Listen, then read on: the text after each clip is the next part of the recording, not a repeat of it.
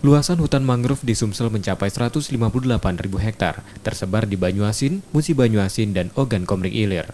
Kondisi mangrove kini kritis dan terancam hilang, dipicu perluasan lahan tambak yang masif, alih fungsi lahan menjadi pemukiman, perkebunan, penambangan ilegal, dan pencemaran limbah.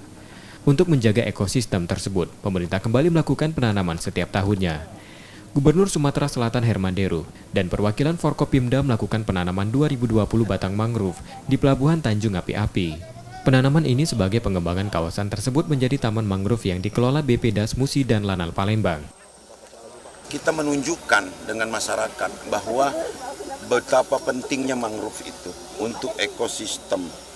Begitu banyak biota yang sangat tergantung dengan akar-akar mangrove atau bakau ini.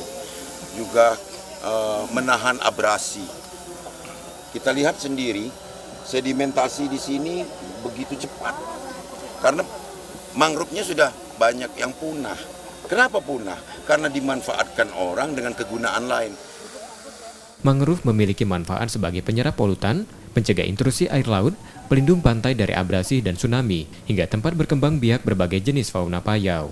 Sayang dari total luas mangrove Indonesia, seluas 3,31 juta hektar, 19% diantaranya berada dalam kondisi kritis.